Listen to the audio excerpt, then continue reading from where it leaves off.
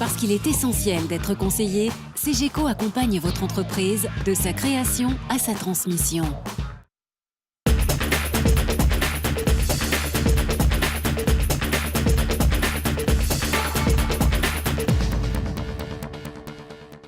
Bonjour, merci d'être fidèle à Lyon Décideur qui accueille en ce début d'été le président de BNP Paribas, Baudouin Pro, bonjour. Bonjour. Alors la dernière fois que nous vous avons accueilli, voici 2 ans, vous étiez directeur général du groupe. Depuis décembre 2011, vous avez succédé à Michel Pébreau à la présidence de la banque, une banque que vous avez rejoint voici bientôt 30 ans.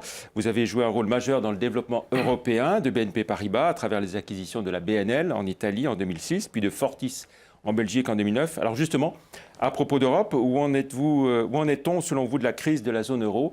Est-ce qu'après la Grèce et l'Espagne, l'Italie puis la France risquent d'être durement frappées? Écoutez, je crois que nous allons avoir demain et après-demain un sommet très important à Bruxelles, qui sera l'occasion pour notamment François Hollande, le nouveau président de la République française, avec Angela Merkel, de traiter de ce sujet important qu'est la crise de l'euro. Je suis optimiste. Je pense que nous devrions avoir un cadrage assez important sur une relance de la vision à moyen terme de l'Europe, un volet aussi de relance de la croissance. Voilà. Je pense qu'il faut que les décisions soient prises. Il faut aussi que chacun des pays européens à la fois mette en ordre ses finances publiques et fasse des réformes de restructuration. L'Italie, depuis que Mario Monti est Premier ministre, ça fait maintenant quelques mois, a été très active sur ce plan. Je pense que la France, qui va tenir ses engagements de retour au déficit de 3% en 2016-2017, va s'y atteler. Et puis en Espagne, il y a eu pas mal de réformes, mais c'est vrai que les caisses d'épargne espagnoles, les cajas, s'avèrent avoir fait des pertes dans l'immobilier tout à fait considérables, qu'il faut maintenant les recapitaliser. Je crois que ça va se faire avec l'aide de l'Europe, mais voilà, c'est quelque chose qu'il faut mettre sous contrôle. À propos de la France, vouloir concilier, j'ai envie de dire, assainissement économique, rigueur budgétaire, réduction de la dette et volontarisme en matière de croissance, est-ce raisonnable? Est-ce conciliable? Je crois qu'il est effectivement essentiel que les politiques économiques qui soient menées combinent une discipline en matière de finances publiques qui est incontournable et qui, nous ne pouvons plus tout simplement continuer à accumuler de l'endettement et d'ailleurs à avoir une croissance économique basée sur la consommation soutenue par l'endettement, ça c'est terminé. Mais par contre, je crois qu'il est effectivement très important que nous prenions des mesures pour soutenir la croissance. Alors, ces mesures peuvent être... On peut jouer sur les 2 tableaux réellement? Non, il faut jouer sur les 2 tableaux. Alors, je dirais que comme le budgétaire ne peut pas, le budgétaire français doit rentrer dans l'ordre, donc ne pourra pas être un facteur de soutien. Il peut y avoir un certain nombre de programmes européens, c'est ce qui va, je pense, être fait avec la Banque européenne d'investissement, mais il y a surtout le bénéfice, moi je pense, d'un effort de maîtrise des dépenses et aussi de réforme de restructuration. Je pense qu'en matière notamment du marché du travail, il est important d'aller vers plus de flexibilité. Ce que les Allemands ont fait au début des années 2000, c'était l'agenda 2000 du chancelier Schröder, les réformes Hartz. Enfin bon, je crois qu'il faut s'inspirer de ce type de démarche pour arriver à relancer la croissance à moyen terme. La croissance, l'emploi est créé par les entreprises, l'emploi est créé par les chefs d'entreprise, et donc ça doit être de l'emploi productif. Je crois que c'est une quand on dit qu'on veut réindustrialiser la France, bon, il y a là, je crois, une thématique. Après, il faut prendre les bonnes décisions.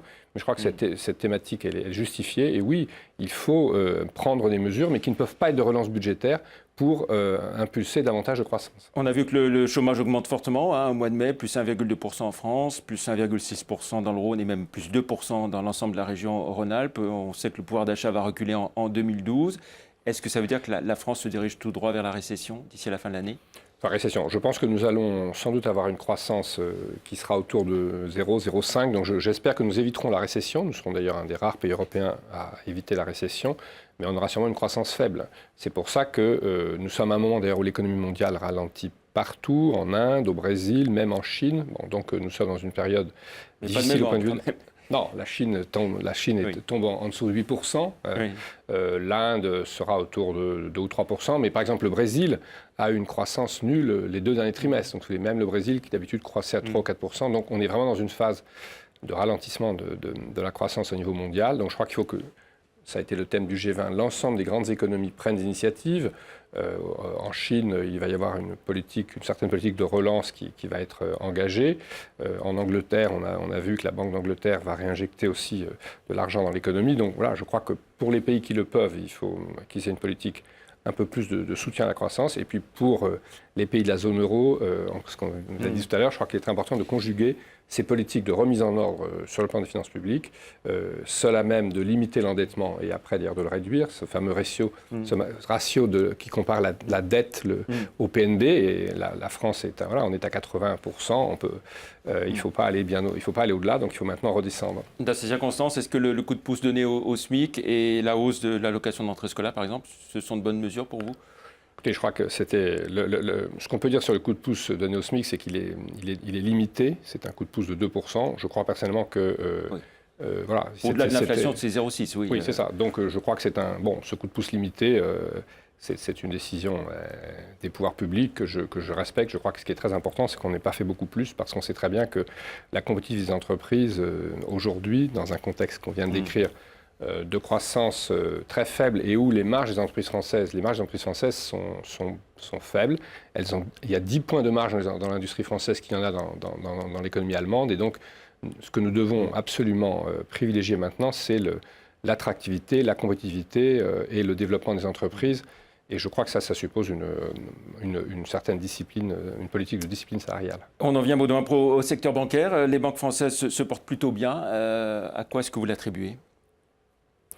Et comment vous l'expliquez ? Oui, je crois que c'est vrai que les banques françaises ont traversé la crise jusqu'ici, notamment sans rien coûter aux contribuables. Ça, je crois que c'est très important. Et parmi les banques françaises, BNP Paribas, je crois, tire particulièrement bien son épingle du jeu. Bon, je crois que ça tient fondamentalement au fait que nous n'avons pas cessé de nous concentrer sur le cœur de notre métier, qui est de servir nos clients, de financer leurs projets et de financer l'économie réelle. C'est vraiment l'axe majeur de notre activité chez BNP Paribas. Je dois dire que les crédits d'ailleurs à l'économie française, dans cette région de Rhône-Alpes, nous avons des crédits, on fait 11 milliards de crédits, qui sont en hausse de 9%.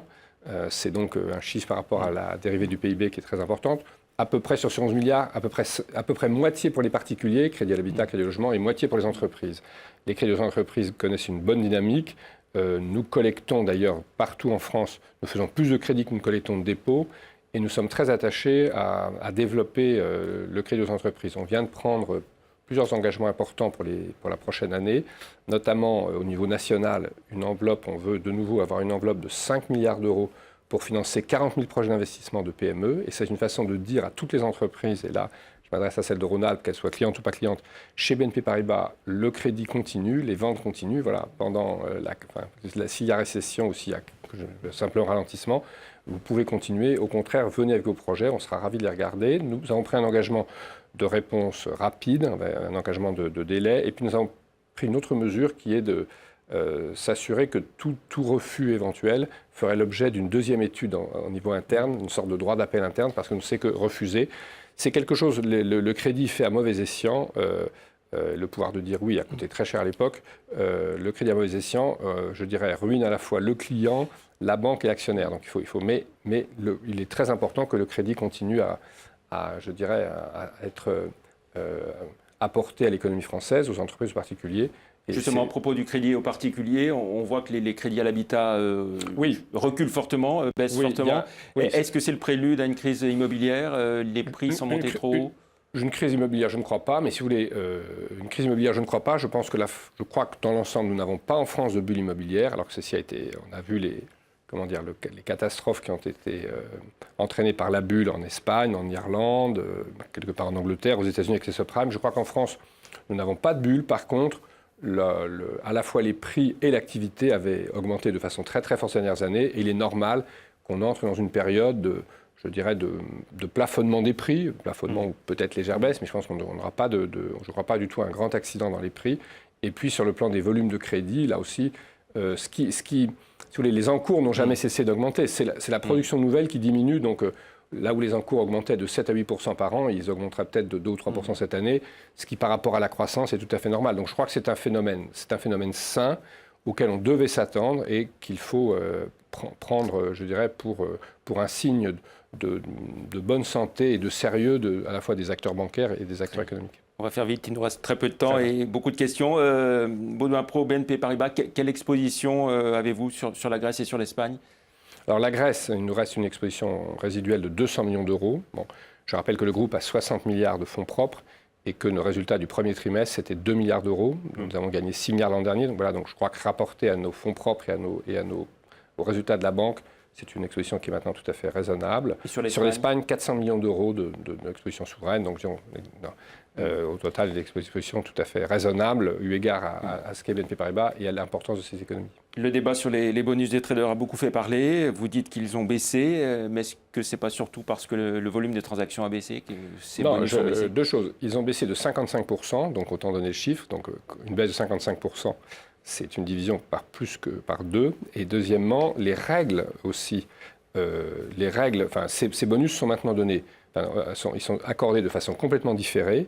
Ils sont payés sur 3 ans avec des clauses de rendez-vous, dites malus, c'est-à-dire que si la banque, chaque année, n'a pas une certaine rentabilité dans la durée, ces bonus sont supprimés. Et nous avons eu des bonus qui avaient été donnés au titre de 2009 selon cette nouvelle règle, et une partie des bonus n'a pas été versée aux équipes parce que les résultats de 2 années ou 3 années suivantes n'avaient pas été satisfaisants. Donc les règles par lesquelles ces bonus sont calculés et versés ont quand même beaucoup changé, et les montants ont très sensiblement diminué. Je ne pense pas qu'on reviendra au montant de l'avant-crise. De même d'ailleurs que la rentabilité des banques a elle-même aussi beaucoup changé. Donc, aujourd'hui, les choses sont très différentes de ce qu'elles étaient dans l'industrie bancaire avant la crise. Un mot sur votre venue à Lyon aujourd'hui, l'occasion de rencontrer les actionnaires de BNP Paribas, de montrer aussi votre intérêt pour Lyon Biopôle et d'une façon générale pour l'innovation, très rapidement, en un mot. Je viens de passer 1 heure avec les équipes de Lyon Biopôle. Un seul mot, j'étais totalement bluffé. Je pense que je n'imaginais pas, je savais que c'était un des 5 grands pôles au niveau national. On a 71 pôles en France, c'est un des 5 plus grands. C'est sans doute le premier pôle mondial de santé-infection.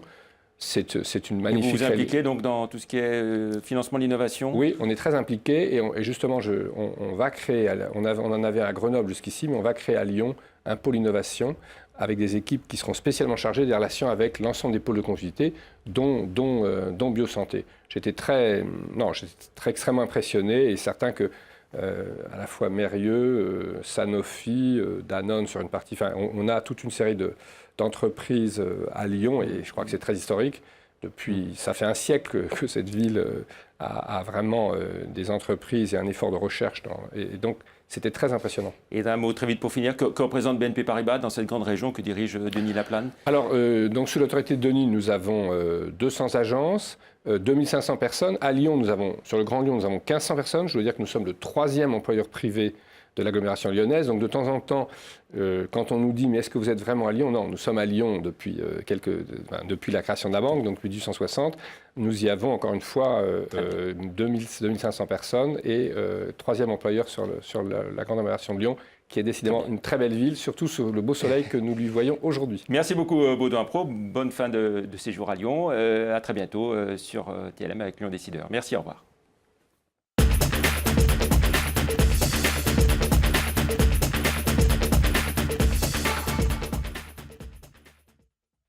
Parce qu'il est essentiel d'être conseillé, CGECO accompagne votre entreprise de sa création à sa transmission.